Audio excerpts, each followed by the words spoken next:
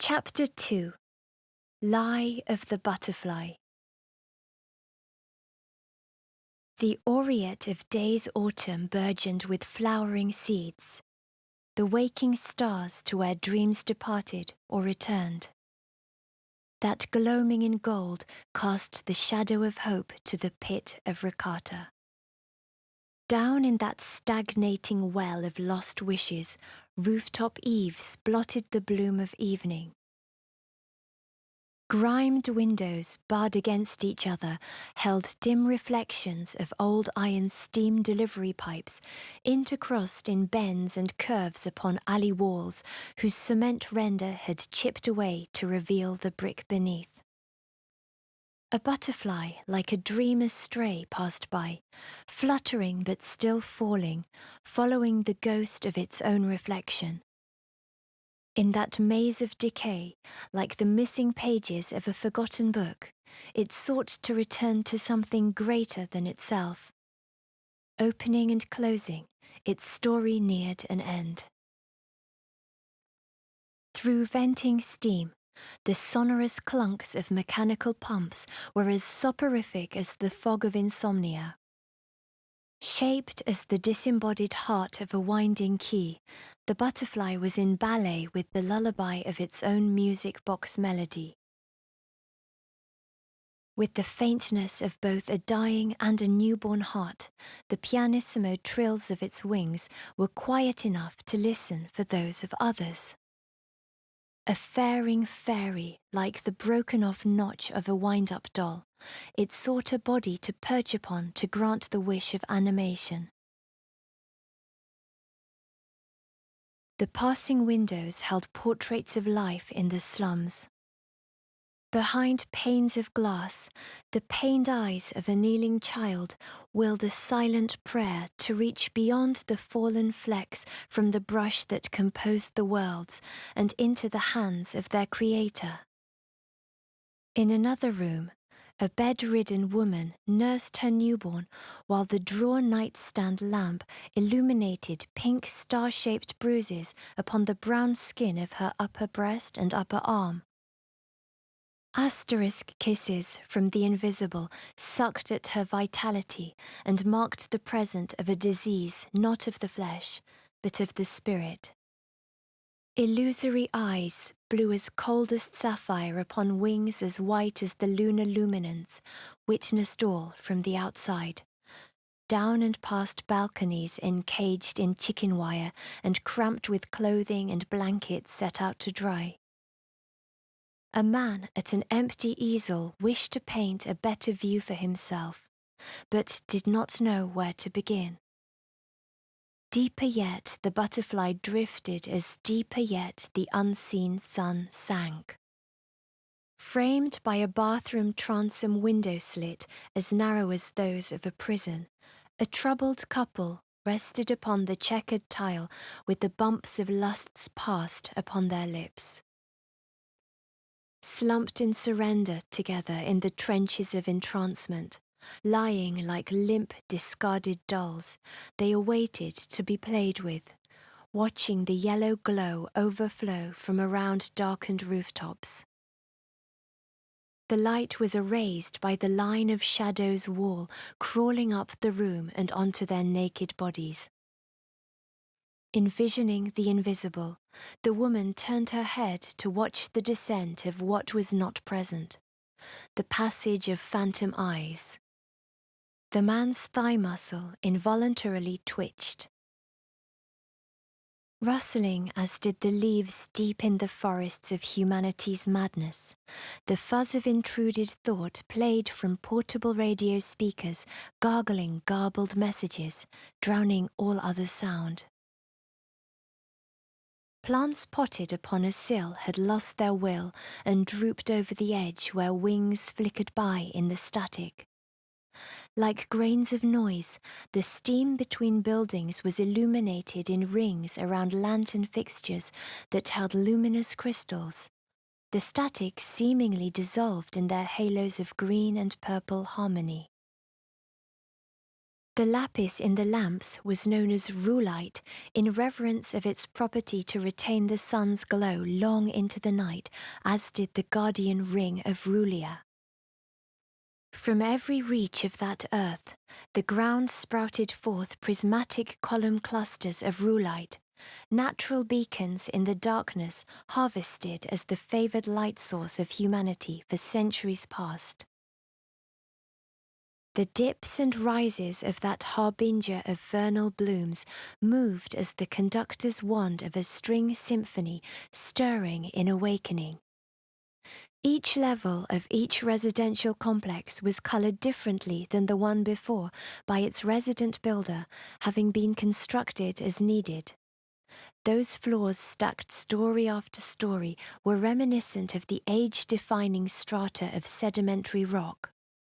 Between and at the bottom of it all, the pilings of past mistakes rose ever higher. A hill of useless things, scrap unfit to be salvaged.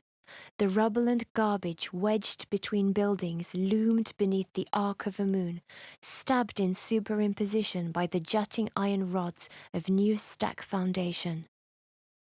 Sat atop the mound was a hollow doll automata made in the image of a girl's gracility. A face once lovingly carved and then discarded was stained in filth like black tears. Her hair of sullied snow as long as her ball-jointed body served as a blanket upon which she seemingly rested, waited in sombre sleep as queen of the refuse. The palest peach of false livelihood detailed the nude of her frail frame, fringing on anorexic. The cold wood of willow encased the clockworks hidden inside the anatomy of the automata.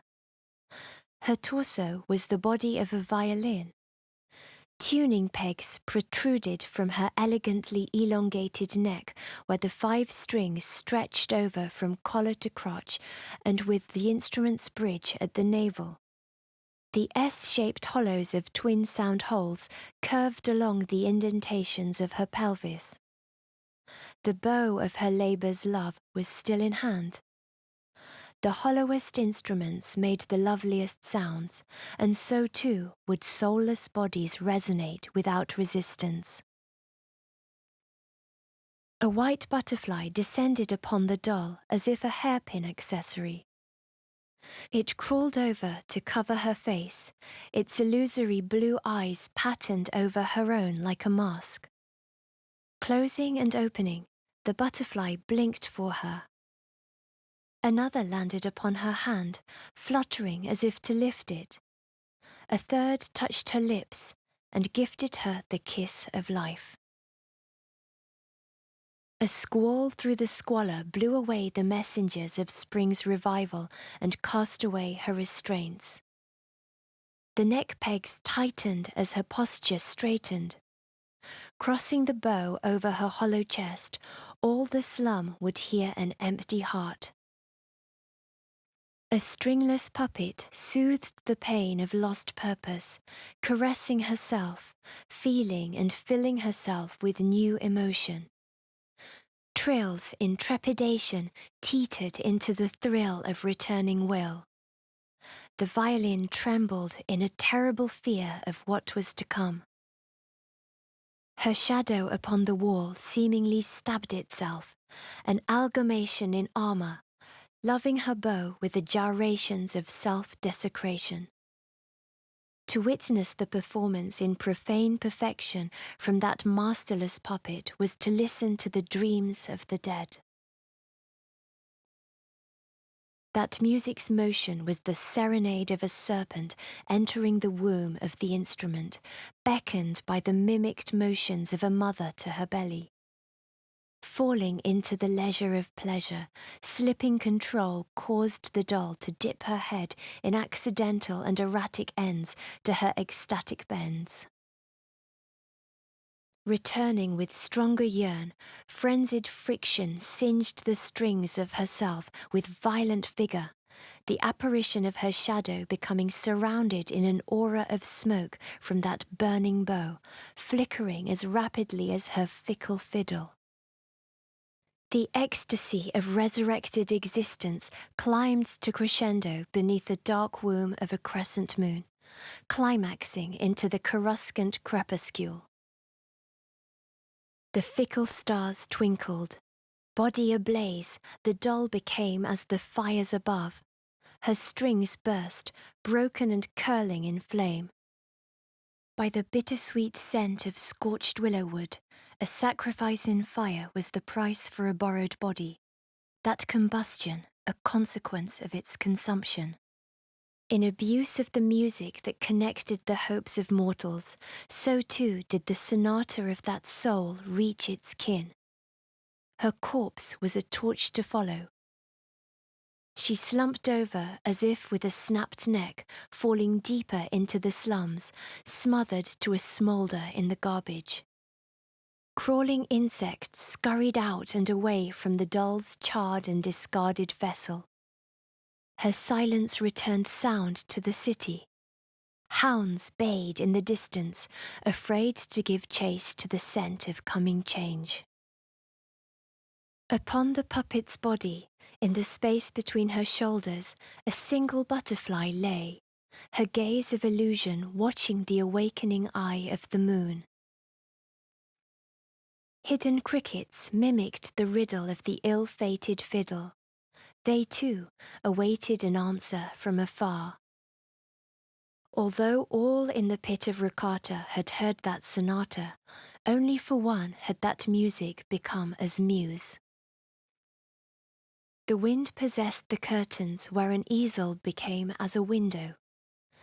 Inspiration neared divination inside of a man who had made manifest his given vision of a visage, that of a woman he could not deem human.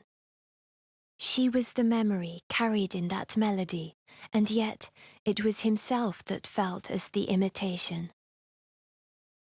The painter thought that if humans were said to be but a spark encased in molten mud, then she was the free flame itself. Brushstrokes as swift as what he had heard gave the composition the impression of a windswept dream. The vision's hair was as a river of air embodying fairest cirrus clouds, swirling around her as the feathered arcs with which one would notate an elegant legato from the prelude serenade of a coming tempest. Looking back through and beyond the canvas, he felt as if she knew she were being looked upon. Her skin was as luminous as the borrowed light of the moon. She wore nothing but the faintness feigned smile, the closed satisfaction of having found something long lost. To have lingered in the limbo of a blank canvas and to be painted again was to be granted absolution from the abstract. The thoughtful brushstrokes of the man's brows were unmoved in quiet contemplation. The more he looked upon her, the more he felt he knew her, or would come to know her, as if met with a memory of the future. He averted his viridian eyes and distanced himself from the channeling upon the panel to rest upon one of the many wood-carved chairs of his workshop study. A half-dozen empty cabinets and dining tables lay stacked about against peach-pink walls, the commissions from and for Rakatan denizens dwelling above the pit, who stooped to its depths only for the modest labour of a one-armed craftsman. Cecil Basile questioned if he was illusioned by his own illustration, and questioned if the work were not his own, but of a will hidden in the wind. To better think, he let loose from a knot his waved and pastel yellow locks to rest upon his self-sculpted carpenter's shoulders, their earthen brown loosely fitted into a woad blue hempen tunic. He leant forward into dangerous thought with seated legs spread, his one elbow upon left knee, passing his thumb over the pale beard stubble of his jawline. Cecil faced away from the portrait, feeling observed by it in the same way that he was watched by the voyeur moon's vigil at the window. The silence of the sonata could not silence the sight in his mind. She remained. Her presence was cool and not cold, an encompassing calm. He wondered if such was her touch, the allaying grace of immaterial embrace. Cecil thought of cause and consequence, of curiosity and its inherent vulnerability, if she presented choice or inevitability. He closed his eyes to better see. In the darkness of his mind, she stood in nonchalant nude, facing him with frontal honesty. A delicate finger lay upon her softly pursed lips, ushering the silence of thought, insisting instead to listen. The chirping of the crickets quickened. His heartbeat followed as but a butterfly in the wind. Her deep blue eyes were as alive as the ocean's tides and likewise pulled him into her undertow. There was a secret beneath her sea, yet he felt an earnestness in her purpose. Her unwavering gaze knew tragedy, possessed a danger in and of itself, a contempt and a love woven into the electric blue current sprawled over her ocean. Before her form of most self-refined marble, his only temptation was to know what her eyes had seen. Stirring in the space between them were the susurrations of wordless language. As softly as falling snow, wavering as did the tongues of fire, was the voice of a violin, whispering in a quiver as delicately as to touch and guide a butterfly's wings. The intention of her eyes held a reflection, a contemplation, and in them he saw her story, a vision of past perdition. Upon a ringless world, monoliths of modernity were as mausoleums, dark against a sky aflame with the light of a manifesting sea. Upstream rivers of spirit emptied into the above, rising beyond steel spires of inspiration, chasing the mirage of a miracle unto the destination of souls, a false heaven for the willingly disembodied.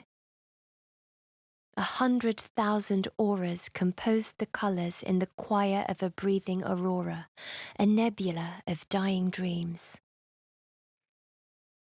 Upon that other earth, grove became as grave. Where barren trees waved farewell, a woman stood amidst fallen and diseased leaves, in her hands the catalyst for the cataclysm. She who mastered the harp, mastered the hearts of others. A seamstress of fate's threads, she plucked her lullaby to a dying world as effortlessly as she plucked memories from their branches. Before a sunken sun, the woman's golden hair was plumed as most bountiful cumulus cloud. Robed in maroon and turquoise was a face of most gracefully carved alabaster, her gemstone eyes as clearest ice, possessing the unclouded judgment fit to see through the veil separating thought from matter. She was known to that world as Ecclesia of the Order of the Lotus. She cajoled to the cause of lost but faithful souls, and all had heard her call within their hearts. Believe that your beloveds live on, she had taught the distraught. The lie of her lullaby became threnody. Her glacial gaze sparkled as did the ocean she created.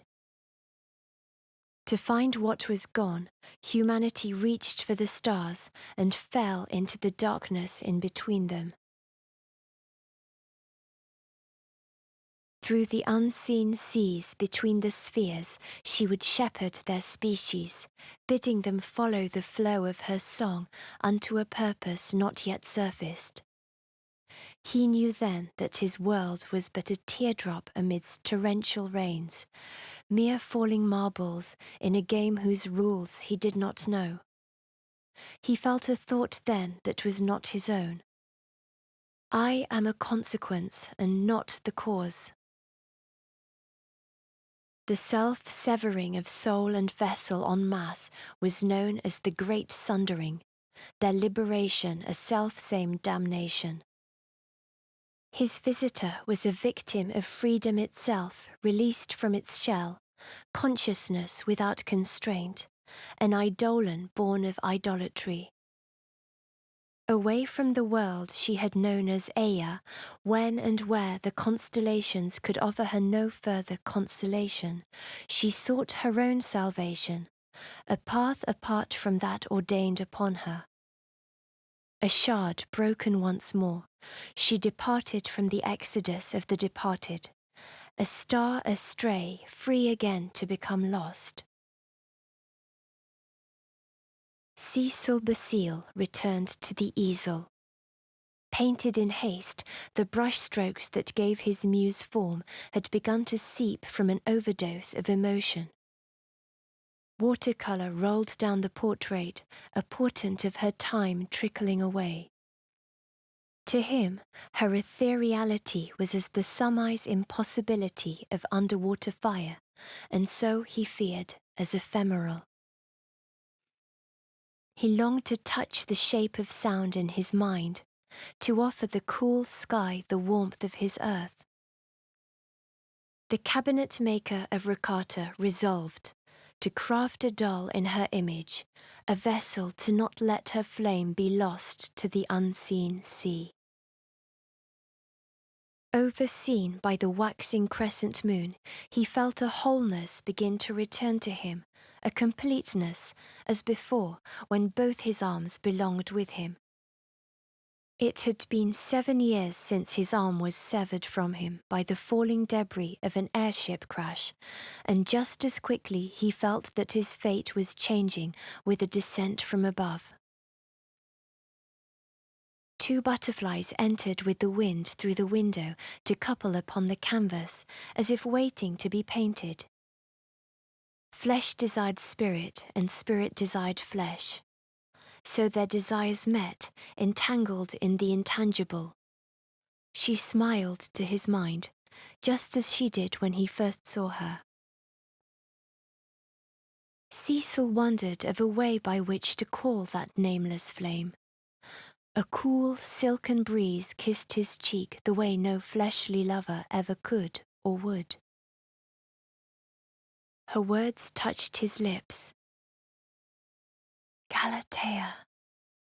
He felt her whisper like the caress of her hair upon his shoulder, kissed as softly as by threads of spider's silk. Cecil brought his hand up to where he had felt her and found a fair hair, milk white and far too long to be his own, but the very same he had painted, a parting gift from a dancer's embrace. Possibility became certainty. The abstract became fact, yet even then he wanted to doubt. It had not been the first time that he had seen without his eyes. Losing his arm did not lead to a loss of sensation, but a heightening of it. With the part of himself that was no longer present, he could at times sense that to which he had nearly been equal with, those whose consciousness no longer held a body of their own. In silence they were loudest, and by that nature Cecil found refuge at the raucousness of Rakata. His occupation served to occupy his thoughts, and not for what remained of his body to occupy a home. Still, his dreams knew visitors, knocking at his head in the silence of the night. Those who called to be let inside were men and women whose true faces were as the masks of the theatre, moulded and engraved by the extremity of their emotions, each drowning in either the tragedy or comedy of despair. Cecil had allayed his own dismay by believing that belief itself made them his reality, that such phantoms were but reflections of his shattered dreams in the wake of the accident, each eidolon being no more than a mechanism of the mind to make known to himself his own subconscious concerning the death he almost knew. Yet, after a time, the choice between belief and disbelief in an immaterial reality became one of acknowledgement, or the ignominy of ignorance. He had passed his days amassing the sum needed to leave all influence, to live where no humans past or present had bothered to before. Until then, to let the voices of the living drown out the voices of the dead had been his only concern. Why then, he wondered, did he desire to hear her voice again, to see her again? Why then did he long to reach out his last hand for her? Cecil realized that he scarcely knew her and thought that perhaps that was precisely the reason. Her presence signified all that he did not yet know. He wished to know her, of her nature and the nature of bodiless existence, of the fate that awaited him and all the world, to understand the rift of difference between her and the lost that had come before. She was radiant when others had faded, and she alone smiled when others could not, as did the moon in the night, the ever-moving moon that in its path no longer watched over him. The butterflies upon the easel separated and returned to the wind with but a whisper. I now return to the disembodied dream. She left with the joy she had made him feel, as transitory a thing as their wings flickering. Cecil wondered then if the destination to the destiny that mankind desired was akin to the paths of butterflies, individual wills amassed in a collective yearn to return to the place of the beginning, those greener pastures of the past they did not remember for themselves, wherein they would relive someone else's memory. From canvas to window, Cecil looked away from the portrait and towards the landscape of the real world. Pastel clouds like moving mountains came to cover the violet night, yet the stars still shined through, gazed through as if drawing closer, blossoming as flowers in the snow.